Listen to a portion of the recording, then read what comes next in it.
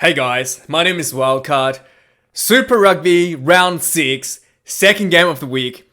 The New South Wales Waratahs played the Queensland Reds in Sydney. And the Reds really put on a clinical game against the Waratahs. Unlike the Brumbies game yesterday, the Reds actually had a variety of different attacking options on display and just showed how dynamic the team is. The Reds starting team played extremely well, and then the Reds bench came on. They played just as good as the starting team, and really put on a clinical performance against Waratahs. First time the Reds won in Sydney against the Waratahs since 2013. In fact, last year, in the same fixture where Reds played the Waratahs in Sydney, they got destroyed. Despite the fact that Reds were runners-up in Super Rugby AU, went into the finals to play against the Brumbies. The game against Waratahs was the worst game they had last season. And it was like the biggest loss they had for a long time against Waratahs last year in Sydney. But today, different day, different game. The Reds put on a show and really, turn up the heat and, just completely outclassed the Waratahs. It was just spectacular performance from the Reds. There are still things they can improve by improving there was a lot of silly penalties given away, a lot of handling errors still in the Reds team. But despite all that, the Reds had when they executed everything perfectly, it was just clinical. It was just fast-paced. It was absolutely deadly. Sublime attacking game from the Reds. Absolutely beautiful to watch. I have literally 3 pages of notes here, and I'm going to try to get through it all and try to explain to you exactly what happened. Unlike yesterday's game, where the Brumbies had one attacking option, I just needed to write down like one thing and then just put out on repeat. The Reds had different things happening for the whole game, so bear with me. Let's get through the game. Right from the start, actually, the Reds had a bad start. There were a bunch of different silly penalties given away and the Waratahs were able to kind of get a bit of a head start on the Reds. So it looked like the Reds were not going to perform either because the Waratahs are putting a lot of pressure and they really stepped up, or the Reds are penalties are just not gonna be a big issue again for them this game. So right from the start, the Waratahs put on a bit of pressure, and Reds gave away 2 penalties in less than 10 minutes, and Waratahs took the points, and Harrison converted 6 points in less than 10 minutes, and then straight off 6-0 head start for the Waratahs. And then it took up to the 12 minutes for the Reds to get the first opportunity at a try. So the Reds had a penalty, and they kicked the ball out for a line out. And the line out comes in. They didn't go for more. The ball comes out the back. I think the hooker pick up the ball.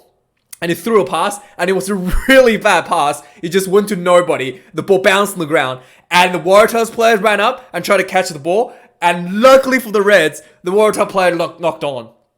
So you went from a penalty to a line out, to a scrum for the Reds, center field, about 20 meters out from the Waratahs try line. Now, a big scrum coming up. Everybody's kind of expecting Tanela Tupou to put on the hurt and get a scrum penalty here. The Reds tried for the penalty, but the Waratahs held on. No penalty. The ball comes out the back. McDermott gets the ball. He runs around the open side to his left, to the open side, and he looks down his attacking line, and he looks up. He sees the number 10 from Waratahs, Harrison, standing for him. So he runs. He kind of slowly, nonchalantly jogs up to Horace Harrison. And then the Waratahs open side flanker breaks off from the scrum to try to cut McDermott off, and both of them probably thought McDermott's gonna pass, right? And McDermott just suddenly just turned on the jets and took a massive inside step and cut in between the number 7 and the scrum and just ran straight through the gap and just went straight out center field by himself. And neither player were like expecting him to do that. He just like started running down the center field. And then at this point, the fullback and the winger and then Harrison are all like chasing him and like latching onto him.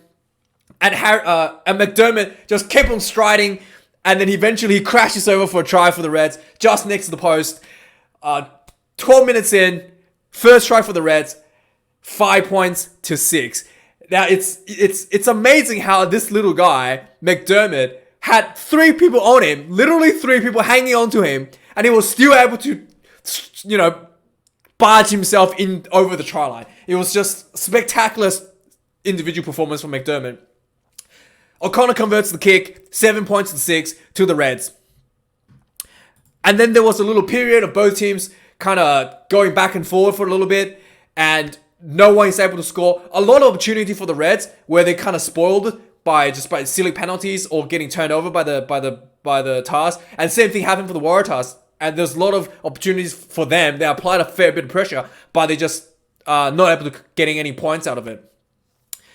And 28 minutes into the game, the Reds had the Waratahs kicked the ball to the Reds, and O'Connor got the ball. O'Connor put a massive high ball in, and Salaka Lotto went. Uru ran up to chase, went for the chase, and the ball came down. Uru makes a tackle, sealed over the ball, full on penalty to the Reds for not releasing by the Waratahs. Reds got the ball back around the halfway mark for a penalty. They kicked the ball out at 22, and Reds Reds went for a line out this time. And this time, instead of sending the ball back out like they did last time, where they kind of failed and where they didn't convert, this time the ball goes in. The ball comes down. They went for a more. Waratahs stopped the more. It didn't go anywhere. The ball comes out the back. McDermott passed the ball to Uru, and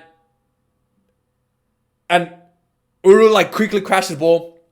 As he was going down, he turns us back up, pops the ball back up to McDermott. McDermott got the ball, and he sees the blind side, kind of like all the players at this point is drifting into the open side, trying to cover the space. McDermott had the quick ball. He sees the blind side kind of drifting out, swings the ball back into the blind side and to the short side basically. And Salaka Lotu was there, gets the ball. And Salaka Lotu is a big, giant guy. He just lumbers himself a couple steps forwards. 2 players went up to try to tackle him, and he just lumbers over for a try anyway. And that's the second try for the Reds.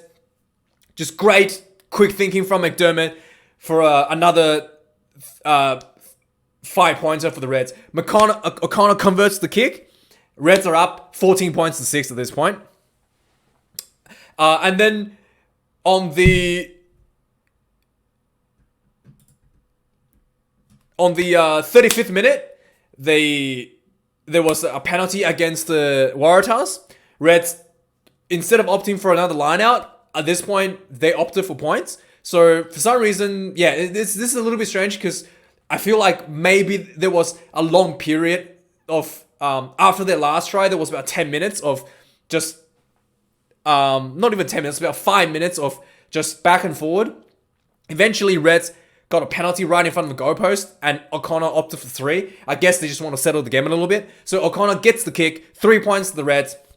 A few minutes later, a similar penalty occurred for the Waratahs inside the Reds half. So again, Waratahs apply some pressure, and Reds were just offside again in defending.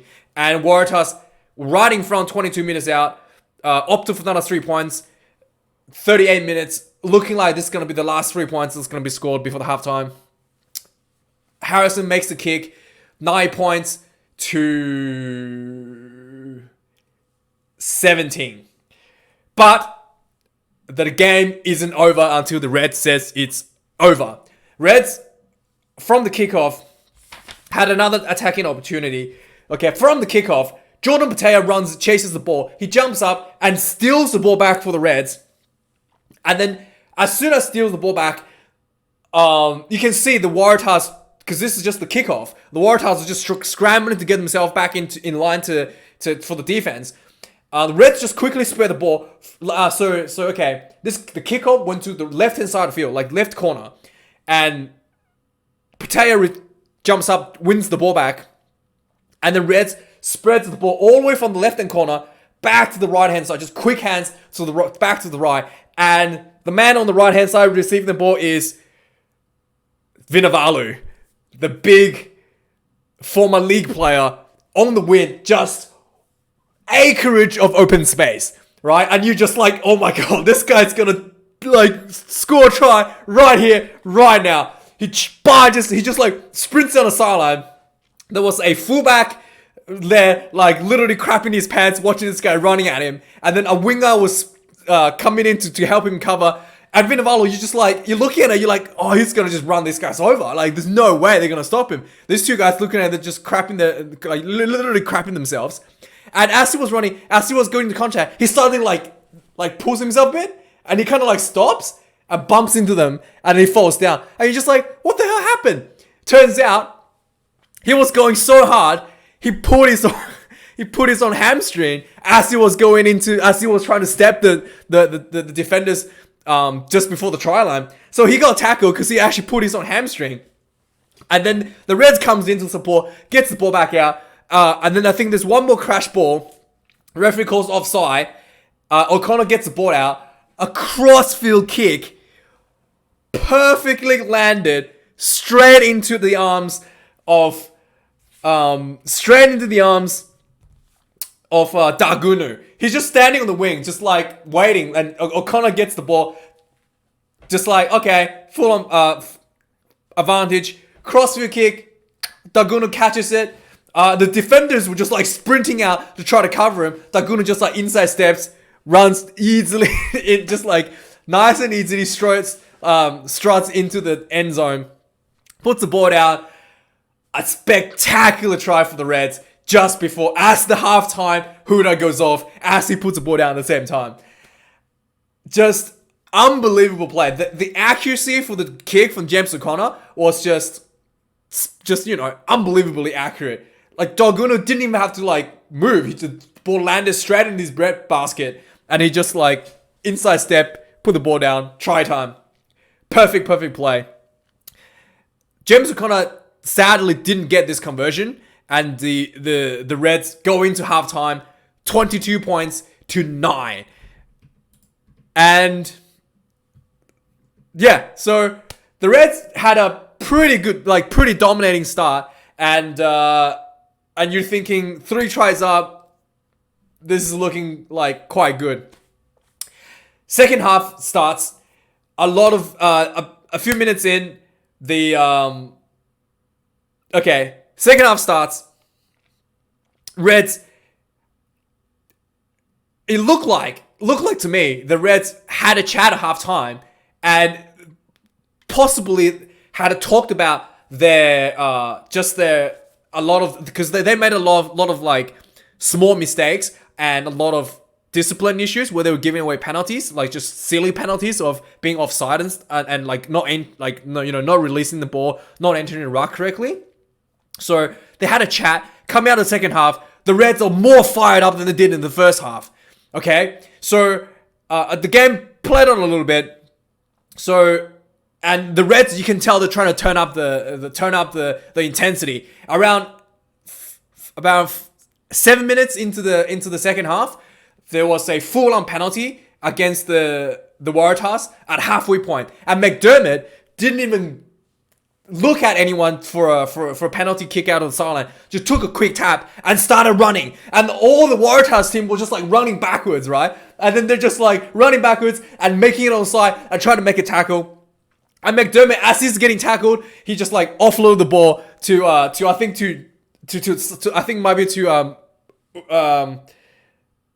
Salaka Loto. And then Salaka Loto runs into the next player and he will offload again. And that player will run to another player and he will offload again. And then people were running just like, it was just absolute chaos. But people like Reds players offloading and running into players, offloading again, running to more players, offloading again, running into another player. Like literally there was about the commentators reckon there was about 9 to 10 offloads. It was just people offloading each other constantly from the halfway all the way up to the Waratahs 5-meter line. Eventually, people got tackled, and the ball comes out. McDermott swings the ball to the blind side, and O'Connor got the ball. There was one more player outside of him. He draws the defender, passes the ball to the last player outside of him, and the guy on the wing is the Thunder God himself. Tenela Tupou. Tupou gets the ball. He's about 5 meters out on the try line. The Waratahs had their had number 7. Their number 7, the open side flanker coming in to make a tackle. Like, Waratahs number 7 he's a big guy. I can't remember his name, but he's a big guy, and he's not like he's legitimate 100 something kilos, 6'3", big dude comes in to make a tackle on Tupou, and Tupou just went. He did a little shimmy. Looked like he was gonna step him. Looked like he tried to do a step. Nah, he just ran straight onto him and just literally bulldozed this guy. This 6'3", 100-kilogram open side flanker for the Waratahs, right? Just bulldozed him like a little kid, and just runs him over. Didn't even slow down, and then slowly and jogs over to the try line, puts the board out for a try. Tenela Tupou. It literally looked like, if you ever seen John Olomu running over Mike Catt from England, it literally looked like that, but the guy that went up to tackle Tupou was bigger than Mike Catt, and Tupou didn't have a big run up, was slower. He only had 5 meters to work with, so he only had a few steps to build up speed, and then he just walked over him like he wasn't even there. He didn't even slow him down. It was like a speed bump that didn't even reduce his speed. Just went straight over.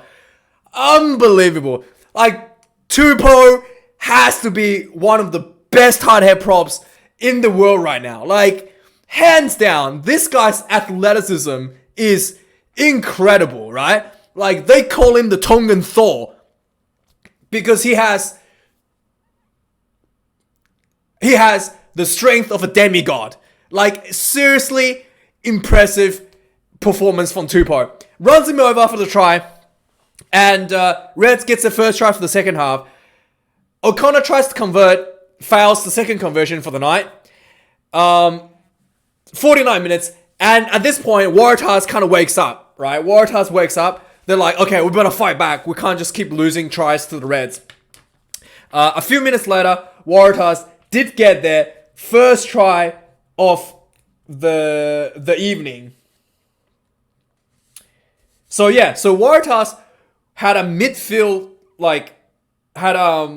Waratahs basically had started running with the ball. They really try to lift the intensity. They were halfway point. They spread the ball out wide, and the number 13, Fiketti, I think his name is Fiketti, went on the wing. He runs in, draws O'Connor and another player, and he did an inside pass to Harris, the number 8, and Harris just struts down the sideline, and then he just struts down the sideline and crashes over for a try. So yeah, it was just straight away. The Waratahs fights back with just brilliant play. Simple, just quick hands to the sideline. The winger, the center runs in, draws the last two players. Inside ball to Harris, who's the number 8, lumbers down the last 20 yards, crashes over for a try for the Waratahs. Fights straight back. And at this point, the Reds starting churning in their substitution. The hooker got basically the whole front row got replaced. James O'Connor came off. A whole full set of players came on the field after this try from Harris. Harrison fails to get the conversion, but it doesn't matter. The game continues. And at this point, since all the players are on the field, all the reserves on the field, the Reds, you can't, and all the like star players, Tupou came off, O'Connor came off, and you just think, is this gonna work? Is the Reds? How's this gonna work? Sure enough, the Reds showed everyone in the world that their bench is just as good as the starting team. 61 minutes into the game, the Reds, there was a offside for Waratahs, and Reds kicked the ball out for a line out, and this is basically a mirror line out play. This is basically like the perfect line out play that the Brumbies does. The ball comes down, set up for a maul. The ball goes to the back to the reserve hooker who just came on, Murphy. He gets the ball at the back of the line, the maul, and the Reds just inch forward. Eventually, they got themselves over the line, and the hooker, Murphy, who just came on, puts the ball down for a Reds try. And this is just like perfectly executed, line out more from Reds. Just as perfect as of a more as the Brumbies would have done yesterday. Okay, straight away a more line out. Reds scored once again. The reserve kicker came on. He gets the conversion. His name is Hegarty. Hegarty came on for O'Connor. He gets the conversion from the sideline. No problems. Reds pulls ahead for another 7 points. And 5 minutes later, believe it or not, the Reds were putting a lot of pressure on the Waratahs again. They went for a line out into a maul, and then the maul collapsed, right? The maul collapsed, and the Waratahs had a yellow card. It was the Waratahs number 8, might be. Anyway, Waratahs received a yellow card, 65 minutes. Reds opted for another line out again. This time a little bit closer to the try line. This one's literally 5 meters out. Ball comes in, identical play from the previous try. Ball comes in, set up for another maul, and the Reds, having one person advantage, rolls over the Waratahs over the try line. Murphy at the back with the ball again. He just came on the field, by the way. Scores another try for the Reds. Now he's literally like tied for the highest try scorer for the Reds, and he's the reserve hooker for the Reds. He just got 2 tries again from the back of the maul in one game. Anyway, so another try for Murphy in literally 5 minutes from a maul. So Red scores again at 66 minutes. Conversion is made. The conversion is made. Hegarty misses this one, so Reds only get 5 points from this try. And then the Waratahs, okay, all credits to them. After this try, the Waratahs went, okay, we're gonna try fight back. Waratahs put on a lot of pressure in the Reds half. Reds conceded 3 penalties in a row, and the referee's like, okay, you gotta stop. Any more penalties, we're gonna send you off. And at this point, the Waratahs still had one person in the sin bin. Eventually, the Waratahs went for another line out, and they went for another line out. Penalty went into another line out. Line out comes in. Waratahs went for a more. Despite having one person less, they were still able to push Reds forward, and the Reds had to illegally come in to close the gap on the line out, and they penalized again. And the referee was just like, okay, we've won 3 times. Yellow card against one of the reserves came on the field, number 18. Reds goes off. Now it's 14 player against 14 player. And then the Waratahs once again went for a line out after the yellow card. And you're just, after this yellow card, Waratahs instead of going for a line out, they went for a quick tap, okay? And at this point, the Waratahs have been smashing the Reds line for about 5 minutes. Just again and again and again, and Reds were just putting tremendous amount of pressure. 3 penalties, 4th one with the yellow card. Waratahs decided to take a quick tap, and the person took a quick tap, runs up, hits the first defender, and he drops the ball. And the Reds gets the ball back, and just they spin the ball around, and they just start running out from their own try line. And the Reds ran all the way from inside their own try line just by, passing the ball between themselves all the way to the Waratahs, I think around 40-meter line. Just a 60-meter run from their own try line. Unbelievable, unbelievable play from the Reds. So not only they didn't concede a try here, they ran the ball back out all the way into the Waratahs half in one sweep go. And the Reds kept on building pressure. Eventually, the Reds got really, really close to Waratahs' try line again. They start crashing the ball over, crashing the ball again. And the Waratahs were just defending.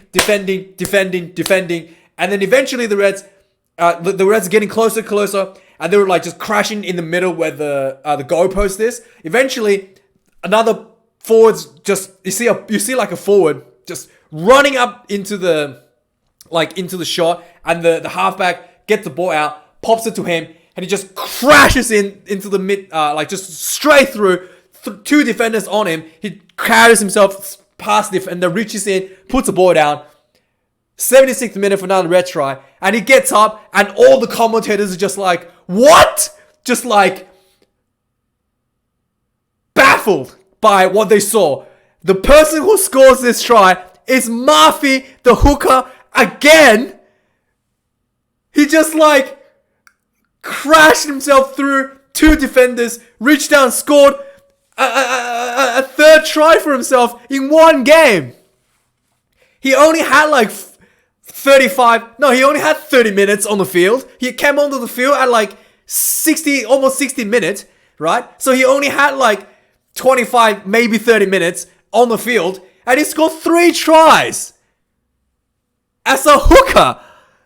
And all the commentators at this point were just like, what? Mind blown. Could not believe what they just saw. And, if you were going to criticize him for just getting the tries at the end of the maul, just being lucky to get the try because he's, the hooker who gets the ball at the end of the maul, he's technically a forward try. Well, this is his individual performance. He's just like shut everyone up about, him just getting 3 tries off back of the maul. Like he just literally, took it upon himself. There was so many crash balls. The Waratahs defense was solid, and he just took it upon himself, crashed it into 2 defenders, stretched out, placed the ball down right under the post. Man, what a performance. And Hegarty gets the conversion. And that's the last point scored in the game. The end result, Waratahs 14, Reds 46. Massive win for the Reds. And first win in New South Wales in Sydney since 2013. Yep, Waratahs has a lot of work to do. A lot of the Waratahs, I mean, you can't really blame the Waratahs. A lot of their good players left for Japan, like Michael Hooper, the captain of Australia, left for Japan to make money. I mean, whatever, dude. Hope you make lots of money. So Hooper left, and a bunch of other players left as well. I don't even know who else left from the Waratahs. I think, a bunch of people went to Europe. I think the halfback, what's his name? Phipps. I think he left. Curly Beale left. So yeah, the Waratahs team has really got stripped hard after the World Cup, and it's gonna take a while for the Waratahs to rebuild, but at least they have a pretty young team, so they have time to build up. A couple of years ago, this is basically what the Reds were. When Brad Thorne started building the Reds were losing like every game. And now they have a proper team after about 3 years of rebuilding. Now the Reds have a really strong team. And hopefully Brad Thorne can instill some good culture into the team. And, going forward, we can have Reds just consistently perform and produces solid players for the Wallabies. So I'm not too disappointed for the Waratahs because they are lacking. They did have a big leak of talent. But the Reds are looking really, really promising. I can't wait for the next big game for the Reds against I think the next game is against Rebels. And then the game after that is against the Force, and then I think the last game will be against the old rival, the big game, the Brumbies. Anyway, thanks for watching this video, guys. I'm gonna go relax a little bit. I'm just sweating. Anyway, thanks for watching, guys. Yeah, see you guys next time. Appreciate it.